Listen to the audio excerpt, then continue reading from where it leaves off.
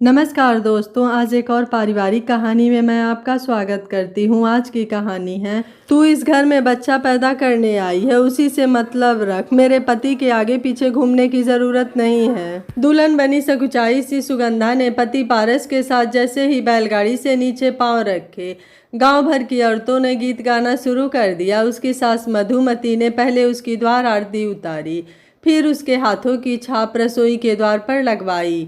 उसकी ननद ने उसे ले जाकर दालान में बिछे तख्त पर बिठाया। सभी औरतें उसे घेरे बैठी थी। बच्चे भी उसे देखने की होड़ में धक्का मुक्की कर रहे थे। औरतों में आपस में हंसी मजाक कर रही थीं। आदमी बाहर आंगन में डेरा जमाए थे। बारात अभी अभी लौटी थी। मंजरी, हाँ माँ, तू अपनी छोटी भाभी को अब भीतर ले जा, थक गई होगी। मैं सबके जलपान का देखती हूँ। छोटी बहू के लिए भी नाश्ता भिजवाती हूँ और तेरे लिए भी। तू इसे अकेला मत छोड़ियो। ना माँ, छोटी भाभी संग ही रहूँगी। चलो भाई, सब जलपान करो, पहले बच्चों को करवा दो, तब तक आदमी भी कर लेंगे। हाँ हाँ चलो, फिर हमें तो निकलना भी है, सुगंधा की बुआ सास बोली। तुम्हें अभी क्यों जाना है जीजी, तुम अभी ना जा रही? अरे मगर अब ब्याह हो गया ना, अभी ना जा रही हो तुम? अभी तो गांव का भोज बाकी है। अब गांव भोज की क्या आवश्यकता थी भाभी, पहले तो दे चुके हैं भोज। ऐसा क्यों कह रही हो? राम जी करे कि भाग्य की धनी हो छोटी बहू।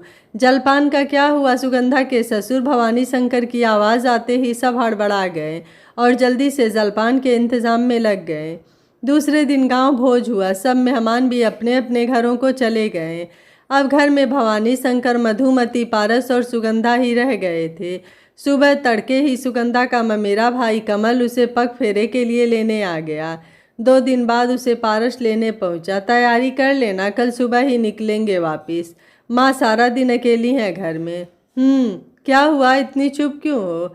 कुछ नहीं, आप अपनी बैलगाड़ी से ही आए हो ना? हाँ, पर कोई तो बात है जो तू इतनी चुप है। देख, ब्याह से पहले कुछ भी छुपाया नहीं है, तेरे माँ बापू ने तुझे बताया है ना? हाँ, तो फिर ऐसा कुछ नहीं जो तुम सोच रहे हो। ठीक है, जब मन करेगा तब बता दियो, मैं बाहर बैठा हूँ तेरे बापू के साथ। दूसरे दिन सुबह माँ, बापू और भाई से विदा ले वो पारस के साथ ससुराल की ओर चल दी। अब भी बता दे, क्या चल रहा है तेरे मन में? क्या तू भार्गवी के बारे में सोच रही है? हाँ, पर तुझे तो ब्याह से पहले पता था ना कि मेरा तेरे साथ दूसरा ब्याह है और भार्गवी मेरी पहली ब्याहता है। हाँ पता है। तो फिर अब क्या दिक्कत है? दिक्कत वो नहीं जो तुम समझ रहे हो। अब मैं भगवान तो नहीं कि तेरा मन पढ़ लूँ, बताएगी तो पता चलेगा ना। हाँ, अगर ये पूछना चाहती है कि मैं भार्गवी से प्रेम करता हूँ या नहीं, तो बता दूँ कि मैं बहुत प्रेम करता हूँ। 3 वर्ष का साथ है, उसने बहुत प्रेम दिया है मुझे। पर ऐसा नहीं कि तुझे वो प्रेम या मान सम्मान नहीं मिलेगा, पर थोड़ा सब्र करना पड़ेगा। तुझे मैं भार्गवी से लेस मात्र भी कम समझूं तो भगवान मुझे दंड दे, क्योंकि जो कुछ हुआ है उसमें किसी का दोष नहीं है। किस्मत ने हम तीनों को एक दूसरे के साथ बांध दिया है, पर फर्क तो तुमने कर ही दिया है। जीजी को मेरे आने से पहले ही तुमने वहाँ से भेज दिया। पारस ने सुगंधा की आंखों में देखा और फिर बोला, ये माँ और पिताजी का फैसला था कि कुछ समय के लिए भार्गवी अपने मायके में रहे, ताकि उन्हें अधिक दुख ना हो। सुगंधा ने वाक्य पूरा किया। हाँ, पर अपने घर से दूर रहने पर उन्हें अधिक दुख ना होगा, ये तुम कैसे कह सकते हो? क्या मतलब? मतलब यह कि यह एक तो तुम्हारा दूसरा ब्याह उनके लिए सूल है, ऊपर से उन्हें यह लग रहा होगा कि तुमने उन्हें खुद से दूर कर दिया है। पर ऐसा नहीं है, ये तुम जानते हो। वो नहीं, कहीं ऐसा ना उसके मन से हाय निकल जाए। अगर किसी दुखी मन से हाय निकलती है तो कोई भी खुश नहीं रह पाता। तो क्या करूं मैं? तेरे संग गृहस्थी शुरू करूं या फिर दुनिया के ताने सुनूं कि तेरे साथ अन्याय कर रहा हूं? मैं तो तुम्हें किसी और के साथ भी अन्याय ना करने दूं तो अपने साथ कैसे करने दूंगी? तो क्या चाहती है तू? जीजी को वापस लाओ। वो तो लाऊंगा ही, पर कुछ दिन रुक के। अभी तो नई नवेली है, अभी तो हम दोनों के साथ का समय है। मानती हूँ, परंतु देख, ये सब बातें तू माँ से कहना, ठीक है? सुगंधा को ससुराल आए 15 दिन बीत गए थे। पारस उसे बहुत खुश रखता, वो खुश भी थी, परंतु मन में कहीं ना कहीं भार्गवी आकर दस्तक देती रहती थी। उसे यूं लगता जैसे उसने किसी का हक छीन लिया हो, परंतु उसके और पारस का ब्याह होने में दोष किसी का न था। पारस और भार्गवी के ब्याह को 1 साल ही हुआ था कि अचानक गांव का एक बैल बिदक गया। उसने गांव के कई लोगों को जख्मी कर दिया। भार्गवी को भी उसने पटक दिया और बहुत देर तक सींग मारता रहा। गांव वालों और पारस ने मुश्किल से भार्गवी को बचाया, पर जख्म इतने गहरे थे कि भर ही ना रहे थे। आखिर डॉक्टरों ने हार मान ली और कह दिया कि ऑपरेशन करके बच्चेदानी निकालनी पड़ेगी।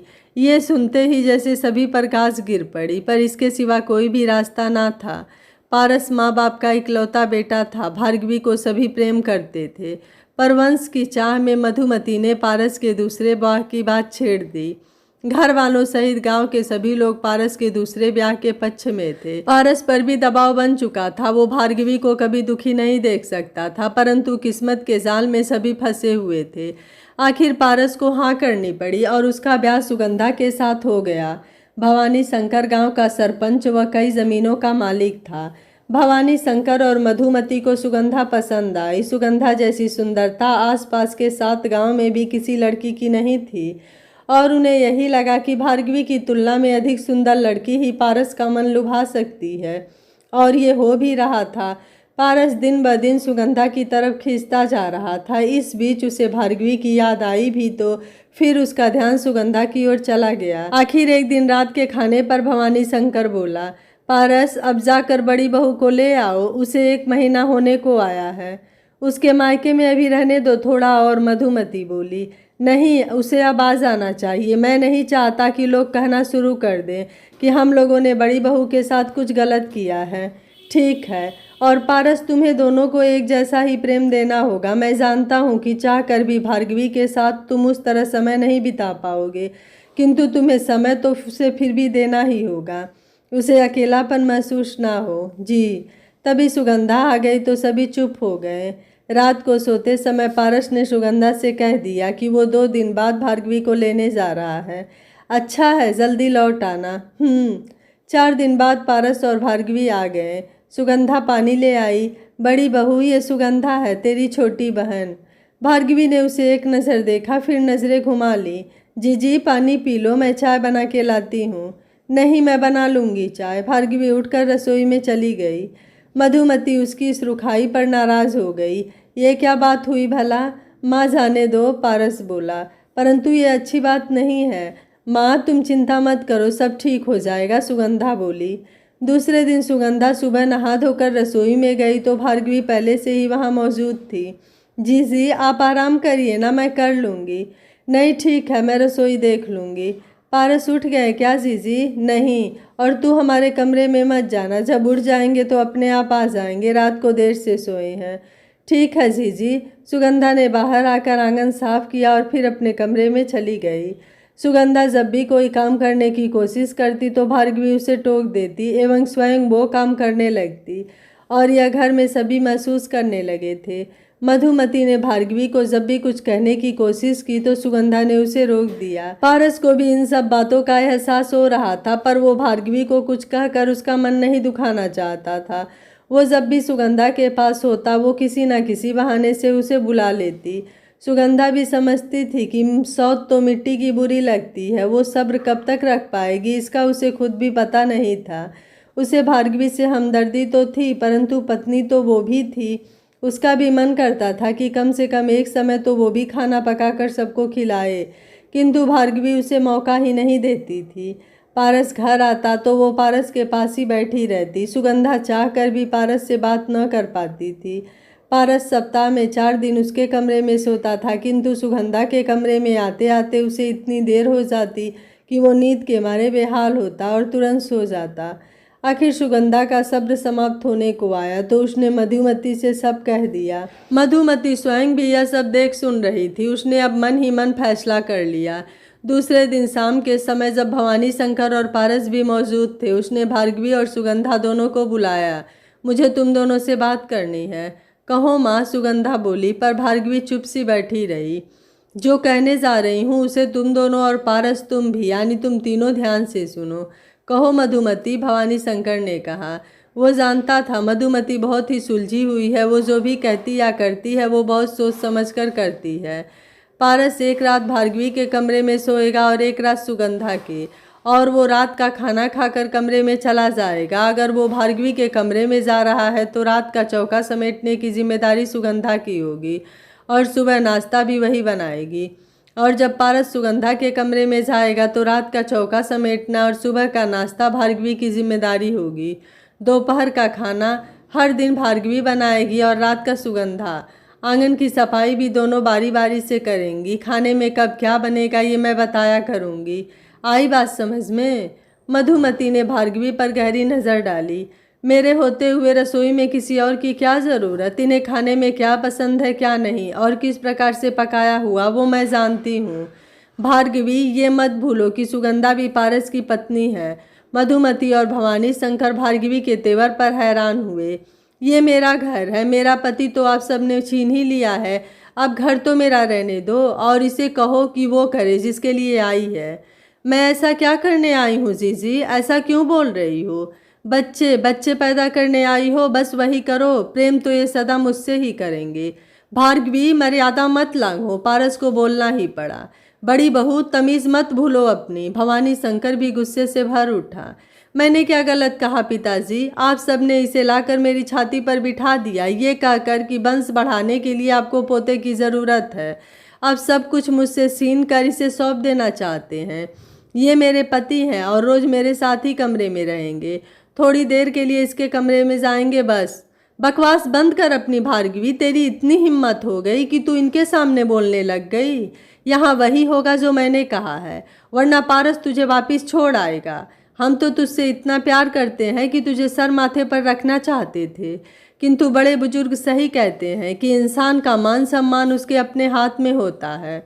मुझे समझ नहीं आ रहा कि तुझे किस बात की जलन है। जो कुछ तेरे साथ हुआ उसमें किसी का दोष नहीं सिवाय भाग्य के। तेरी जगह अगर मेरी बेटी भी होती तब भी मैं खुद जमाई का दूसरा ब्याह करवाती। अब भी समय है, गलत रास्ते से वापस मुड़ा और अपना घर बार संभाल ले। सुगंधा से जलन छोड़कर उसे अपनी बहन समझ, सब कुछ आसान हो जाएगा। कोई मेरी जगह खड़ा होके तो देखे और फिर बताए कि कितना बड़ा मन है उसका कि अपने पति को किसी दूसरी औरत के साथ देखे। जी मैं कोई दूसरी नहीं हूँ, तुम समझती क्यों नहीं हो? मैं तुमसे तुम्हारा हक नहीं छीनने आई हूँ। तो फिर किस लिए इनके आगे पीछे घूमती हो? पारस पति है मेरे, इनकी सेवा धर्म है मेरा। नहीं, इनकी सेवा मेरा धर्म है। तुम बस बच्चा पैदा करो और एक तरफ पड़ी रहो। थोड़ा ढंग से बात करो जीजी। अब सुगंधा का धैर्य भी जवाब देने लगा। तू अपना ढंग ठीक कर। मेरे पति पर कब्जा करना चाहती है, तू शर्म कर। ऐसा तो बाजारू औरतें। जी। सुगंधा इतनी जोर से चीखी कि भवानी शंकर, मधुमती और पारस भी हिल गए। सुगंधा का हाथ भार्गवी को थप्पड़ मारने को उठ ही गया था, तभी भवानी शंकर बोल उठा, नहीं छोटी बहू। सुगंधा का हाथ हवा में ही मधुमती ने पकड़ लिया। सुगंधा की आंखें आंसुओं को रोकने और गुस्से को काबू करने की कोशिश में लाल हो गई थी। अब ये सब बर्दाश्त नहीं होगा बड़ी बहू, अपना सामान बांध लो। मैं तुम्हें आज ही तुम्हारे बाप के पास छोड़ आऊँगा। मैं कहीं नहीं जा रही, ये जाएगी। भार्गवी ने सुगंधा के बाल पकड़कर खींच लिए। भार्गवी! पारस अब गुस्से से भर उठा। उसने जल्दी से आकर भार्गवी के हाथ से सुगंधा के बाल छुड़वाए। सुगंधा उससे लिपट कर रो पड़ी। वो उसके बाल ठीक करता हुआ बोला, देखा, मैंने तुझसे कहा था ना कि तेरा प्यार इस पर कोई असर नहीं करेगा। फिर वो भार्गवी की ओर मुड़ा। पिताजी ठीक कह रहे हैं, तू अपने बाप के घर ही चली जा। इन सब ने तुम्हें बहका दिया है, भार्गवी ने कहा। ना मैं अंधा हूँ ना बहरा, तू वहीं रहो, तेरा खर्चा वहीं मिल जाया करेगा तुझे। खाने पीने की किसी भी चीज़ की कमी नहीं होगी। मैं यहीं रहूँगी, ये जाएगी अपने बाप के घर जिसने पैसे लेके बेचा है इसे। तड़ाक! पारस का थप्पड़ भार्गवी के गाल से टकराया। थप्पड़ की आवाज़ के बाद सारे घर में सन्नाटा फैल गया। भार्गवी अपना गाल पकड़े हैरानी से पारस को देख रही थी। तूने मुझे मजबूर कर दिया भार्गवी। मैंने कभी तुम दोनों में कोई भेद नहीं करता, पर आज कहता हूँ कि तेरी सोच जितनी घटिया है, सुगंधा की सोच उससे हजारों गुना ज़्यादा सच्ची है। वरना ये चाहती तो इस घर में तू लौट कर कभी आ ही नहीं सकती थी। बहुत दिन से देख रहा हूँ कि तू सुगंधा के साथ कैसा व्यवहार करती है, और आज तो तूने हद पार कर दी। तूने बाल पकड़ लिए इसके। हाँ, ये नई नवेली जो ठहरी, वो भी उम्र में मुझसे बहुत कम।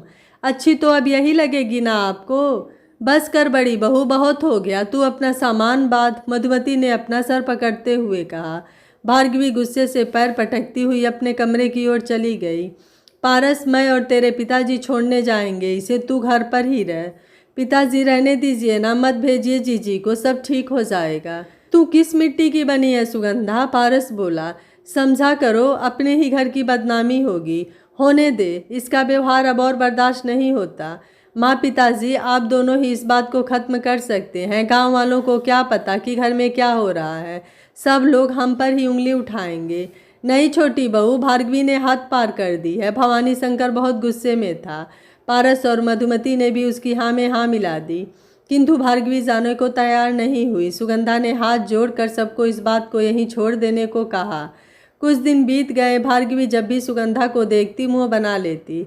सुगंधा उससे बात करने की कोशिश भी करती तो वो उसे बुरी तरह झिड़क देती। आखिर सुगंधा ने उससे बात करना ही बंद कर दिया। एक दिन दोपहर को सुगंधा को चक्कर आ गया।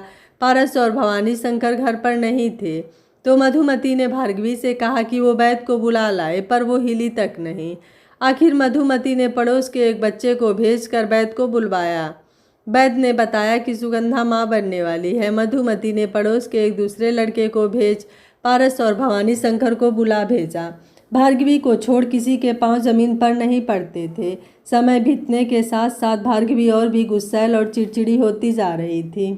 उसका स्वभाव अब गांव में चर्चा का विषय बनने लगा था। मधुमती ने भार्गवी के माँ बाप को बुलाकर उसे समझाने को भी कहा, पर वो सुनती ही ना थी। दिन रात की चिड़चिड़ से तंग आकर पारस ने उससे बात करना तक छोड़ दिया था। मधुमती और भवानी शंकर भी उससे दूर रहना ही पसंद करते और सुगंधा से तो स्वयं ही चिढ़ती थी वह। आखिर वो दिन आ गया जब सुगंधा ने एक बेटे को जन्म दिया।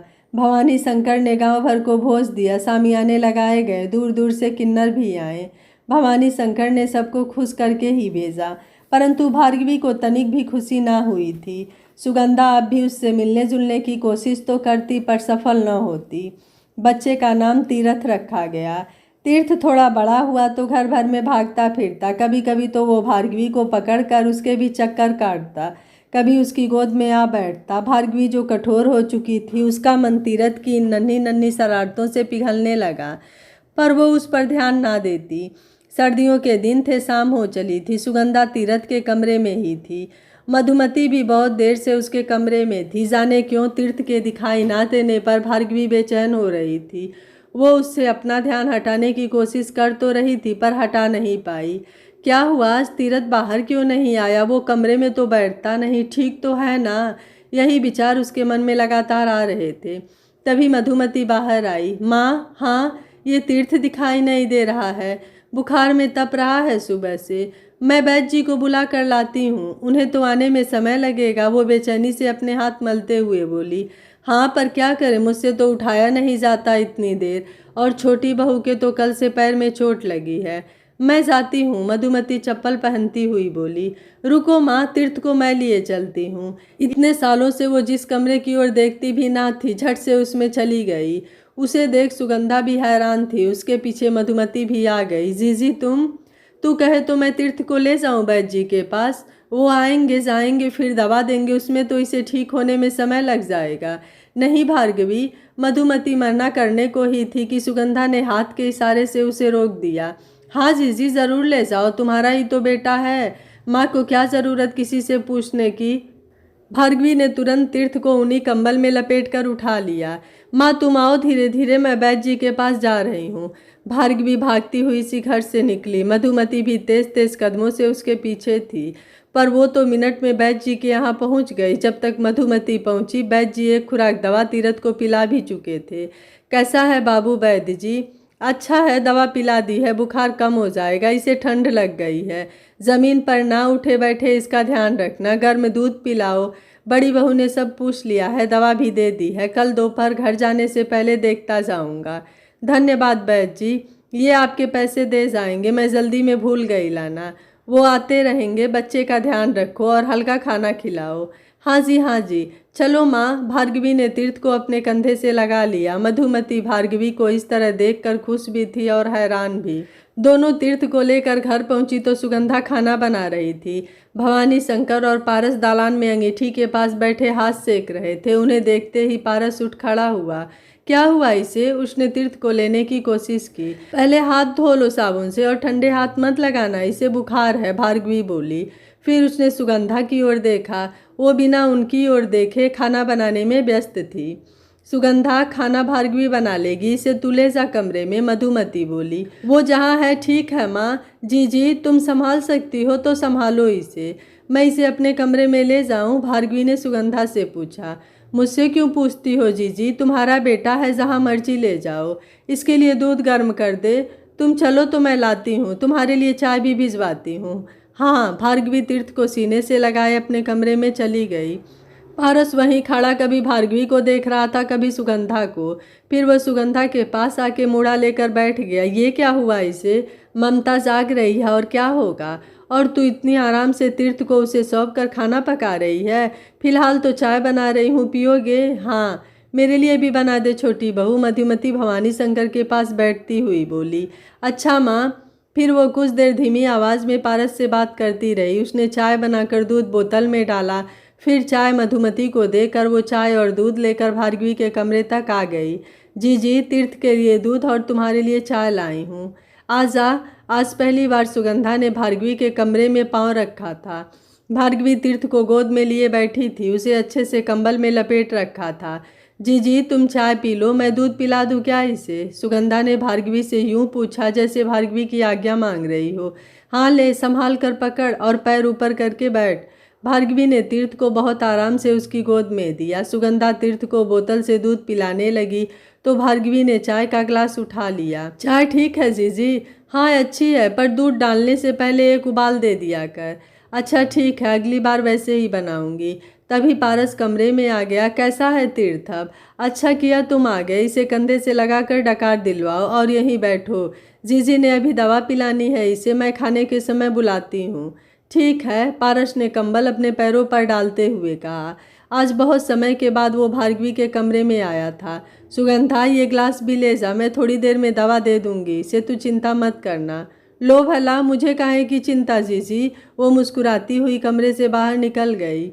इतनी दूर भागती ले गई तीर्थ को, पाँव नहीं दुख रहे ना?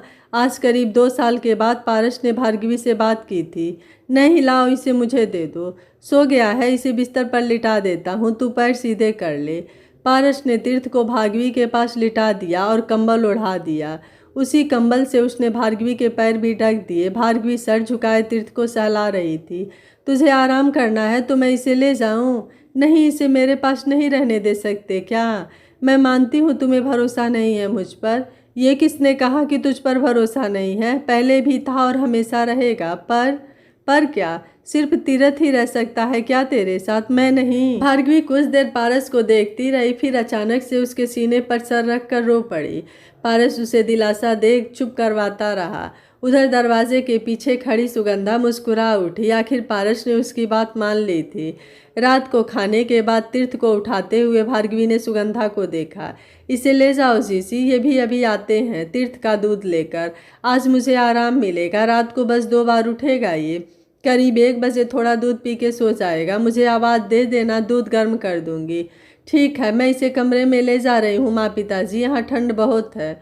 तो ले जाना, हमने कहाँ रोका है, हम तो कल धूप में खेलेंगे इसके साथ, है ना तीर्थ बबुआ? जल्दी से अच्छा हो जा। भवानी शंकर तीर्थ से लाड लड़ाते हुए उसके नन्हे से हाथ को पकड़ कर बोले। भार्गवी के जाने के बाद भवानी शंकर ने सुगंधा से पूछा, छोटी बहू तू जानती है ना कि तू क्या कर रही है? तू सो पाएगी बच्चे के बिना?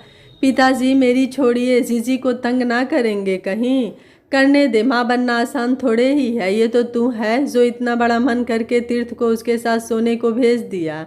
सस पिताजी धीरे बोलिए, कहीं जीजी सुन ना ले। आपने देखा नहीं कि जब से तीर्थ जीजी के आसपास डोलने लगा है वो खुश रहती हैं। और तीर्थ भी तो, एक बार भी उसने जिद की है क्या हम में से किसी के पास आने की? वो तो बंदर के बच्चे की तरह चिपटा हुआ है भार्गवी के साथ, मधुमती ने कहा। बच्चे को अपना पराया क्या पता, उन्हें तो स्नेह चाहिए बस, जिससे मिला उसी के हो जाते हैं, भवानी शंकर बोला। सही कहते हो। यूं ही काफ़ी समय बीत गया। एक दिन जब भार्गवी अंदर कमरे में तीर्थ को सुला रही थी, तब सुगंधा बाहर मधुमती, भवानी शंकर और पारस को खाना परोसते हुए कहा, माँ पिताजी और तुम भी सुनो, मैं एक बात कहना चाहती हूँ। कहना क्या, प्रार्थना करना चाहती हूँ। बोलो तो, पारस बोला। आज से तुम जीजी का नाम नहीं लोगे क्या? तू अपना बेटा सौंप रही है और पति छीन रही है। तूने ही तो मुझसे भार्गवी को समय देने की बात की थी। पारस झट से उठ खड़ा हुआ। बैठ जाओ और धीरे बोलो। सुगंधा ने अपने माथे पर हाथ रखा। छोटी बहू की बात पूरी तो होने दे, पहले ही गर्म हो जाता है, भवानी शंकर बोला। बैठ जा, मधुमती बोली तो वो बैठ गया। बोल, उसने सुगंधा से पूछा। अब क्या बोलूं, दिमाग खराब दूसरे का भी कर देते हो और अपना भी कर लेते हो। कितनी बार कहा है कि पूरी बात सुने बिना कोई विचार मत बनाया करो। अच्छा भाई, गलती हो गई, माफ़ कर दे। अब बोल, क्यों ना बोल। अच्छा भाई, गलती हो गई, माफ़ कर दे। अब बोल कि क्यों ना नाम लूँ भार्गवी का। इसलिए कि आज से तुम जीजी को तीरथ की माँ कहा करो। ये कैसा हो सकता है, माँ तो तू है। पारस सहित मधुमती और भवानी शंकर को भी झटका लगा। हाँ हूँ जीजी के तीर्थ की माँ कहलाने में, पर हर्ष क्या है। एक औरत जो माँ नहीं बन सकी, इसका मतलब ये तो नहीं कि उसमें ममता नहीं है। देखा ना कैसे तीर्थ को उठाकर दौड़ पड़ी थी बैद जी के यहाँ, और अब किस तरह से हर पल उसका ध्यान रखती हैं। हर समय बस तीर्थ तीर्थ ही करती रहती हैं। हाँ, मगर एक बार उसका हक हो गया तीर्थ पर तो फिर उसका ही होगा। अच्छे से सोच समझ लो। सोच तो कब से रही थी, पर तीर्थ बहुत छोटा था और ऊपर के दूध की उसे आदत भी ना थी, इसलिए थोड़ा कहने में रुकी हुई थी। पर आज भगवान ने ही मौका दे दिया। आज ऐसा क्या हो गया, मधुमती ने पूछा। बाद में बताऊंगी, पहले मेरी बात पूरी करो। ठीक है, तेरी मर्जी। फिर पारस ने वहीं से जोर से आवाज़ लगाई। भार्गवी, अरे ओ तीरथ की माँ। अगले ही पल भार्गवी तीरथ को सीने से लगाए कमरे के दरवाजे पर खड़ी थी। उधर क्यों खड़ी है तीरथ की माँ, आजा खाना खा। पारस ने उसे अपने पास पड़े आसन की ओर इशारा किया। क्या कहा तुमने? खाना खा ले, आजा। उससे पहले तीरथ की माँ। भार्गवी ने कांपती नजरों से सुगंधा की ओर देखा तो वो मुस्कुरा रही थी। मधुमती और भवानी शंकर के चेहरों पर भी मुस्कान थी। भार्गवी की आंखें भर आई। उसने तीरथ को और भी कसकर अपने सीने से लगा लिया और फूट फूट कर रो पड़ी। पारस ने उठकर उसे पकड़ा और उसके आंसू पोंछे। भार्गवी का पल्लू सर से ढलक चुका था। वो पारस को सीने पर सर रखे तीर्थ को कसकर पकड़े फूट फूट कर रो रही थी। बहुत देर बाद उसकी रुलाई रुकी तो उसने तीरथ को पारस को सौंपा और मधुमती और भवानी शंकर के पैरों में झुक गई। नहीं, ऐसा मत कर बड़ी बहू, अपना घर और अपना बच्चा संभाल, हम इसी में खुश हैं। भार्गवी सुगंधा के पास आ गई। सुगंधा, हाँ जीजी, मुझे क्षमा कर दे, तेरा बड़ा जी दुखाया है मैंने। वो सुगंधा के पांव पकड़ने को झुकी तो सुगंधा झट से पीछे हो गई। ये क्या करती हो जीजी, क्यों पाप चढ़ाती हो? तुम्हारी छोटी बहन हूँ, मुझे कुछ भी कहने का हक है तुम्हारा। सुगंधा ने भार्गवी को गले से लगा लिया। भार्गवी फिर जोर से रो पड़ी। सुगंधा धीरे धीरे उसकी पीठ पर हाथ फिराती रही। कुछ देर बाद अचानक उसकी नज़र भवानी शंकर पर पड़ी तो उसे अपने पल्लू का ध्यान आया। उसने झट से पल्लू को ठीक करने की कोशिश की। रहने दे बड़ी बहू, आज से तुम दोनों को सर पर पल्लू से छूट है। मेरी बेटियां हो तुम दोनों, वैसी ही रहो बहनों की तरह प्रेम से, जैसे बाप के आंगन में रहती हैं बेटियां। तेरा पल्लू भी सर से हटा दे छोटी बहू। सुगंधा ने भी मुस्कुराकर सर से पल्लू खिसका दिया। अब वो बात बता जो तू बोली थी, बाद में बताऊंगी, पारस ने पूछा। क्या बात? भार्गवी ने पारस से तीर्थ को लेते हुए कहा। क्या पता, ये बोली बाद में बताऊंगी। बता न सुगंधा, क्या बात है? भार्गवी ने सुगंधा का हाथ पकड़ते हुए पूछा। सुगंधा ने भार्गवी के कान में कुछ कहा और अपने कमरे में भाग गई। भार्गवी का चेहरा खिल उठा। क्या हुआ, हमें भी बता दो। पारस बेचैन हो गया। बता दूं तीर्थ के बाबा? बता दे तीर्थ की माँ, पारस ने हंसकर कहा। तीर्थ का एक भाई या बहन आने को है 7 महीने बाद, और हम दोनों बहुओं को सोने के कंगन देने होंगे पिताजी को। भार्गवी ने तीर्थ भवानी शंकर की गोद में दिया। सिर्फ कंगन क्यों बड़ी बहू, हार भी बनवा देगी तुम्हारी सास तुम दोनों के लिए। क्या खबर सुनाई है? भवानी शंकर तीर्थ को कंधे पर बिठाकर नाचने लगा। सुगंधा दरवाजे की ओर से सबको देख रही थी। भार्गवी ने बड़ी लगन से तीर्थ और घर को संभाल लिया। वो सुगंधा का भरपूर ध्यान रखती। तीर्थ के पैदा होने से पहले जो दुख उसने सुगंधा को दिया था वो अब भी उसके सीने पर बोझ था। अब तीर्थ कुछ कुछ बोलने लगा था। सबसे पहले उसने भार्गवी को ही माँ कहा तो उसने उसे गले लगाकर खूब प्यार किया और हलवा बनाकर घर में सबका मुंह मीठा कराया। तीर्थ जरा सा भी इधर उधर हो जाता तो वो घबरा जाती। अब तो गांव वाले भी उसे तीर्थ की माँ कहने लगे थे। सुगंधा ने एक बेटी को जन्म दिया, उसका नाम मधुमती ने रावी रखा। भार्गवी रावी से भी बहुत प्रेम करती थी। धीरे धीरे बच्चे बड़े होने लगे और आज इस बात को 22 वर्ष गुजर गए हैं। तीर्थ को पता है कि उसे जन्म देने वाली सुगंधा है, फिर भी वो भार्गवी को माँ और सुगंधा को छोटी माँ ही कहता है। आज रावी की शादी है। कन्यादान में पारस के एक तरफ भार्गवी और दूसरी तरफ सुगंधा बैठी और इन तीनों ने ही कन्यादान किया। भार्गवी के भाई ने मामा की रस्में निभाई। सुगंधा के साथ साथ भार्गवी के मायके से भी ननिहाल भेंट आई। पारस आज खुद को बहुत हल्का महसूस कर रहा था। बिखरते हुए घर को सुगंधा ने बड़ी समझदारी और त्याग से प्रेम की डोर में बांध दिया था। भार्गवी माँ बन गई थी। सुगंधा की कोख से पैदा हुआ तीर्थ और रावी को उसने मन के प्रेम ने उसकी माँ बना दिया था। रावी विदा हुई तो दोनों बहुत देर वहीं पर खड़ी देखती रही। क्या सोच रही हो जीजी? चलो भीतर चलते हैं। सोच रही हूँ सुगंधा कि अगर तूने मुझे माफ़ न किया होता, मेरे मन की पीड़ा न समझी होती, तो मैं कभी माँ न कहलाती। भार्गवी ने अपने आंसू पल्लू से पोंछते हुए कहा। जी हम औरतें हैं। मैं किसी मर्द के दूसरे ब्याह के पक्ष में नहीं हूँ, ना कभी थी, पर किस्मत ऐसी रही कि ये हुआ। पर तुम्हारा हक कभी कम नहीं था, बस तुम डर गई थी। हाँ, सच में मैं डर गई थी, और उसी डर में कितना बुरा व्यवहार किया मैंने तेरे साथ। छोड़ो, अब पुरानी बातों में क्या धरा है जीजी, अभी तो कितनी कुछ बाकी है। तुम्हारी बहू लाने की भी तैयारी करनी है। लड़की ढूंढनी शुरू करो। बेटी तो अपने घर की हुई। हाँ, सच कहती है तू। अब तीर्थ के ब्याह की तैयारी करनी है। दोनों एक दूसरे का हाथ पकड़े घर के भीतर मुड़ गई। यह कहानी आपको कैसी लगी, आप मुझे अपनी राय कमेंट बॉक्स में ज़रूर दीजिएगा। वीडियो पसंद आया है तो वीडियो को लाइक, शेयर एंड चैनल को सब्सक्राइब कर लीजिएगा। Thank you for watching. मिलते हैं अगली कहानी में।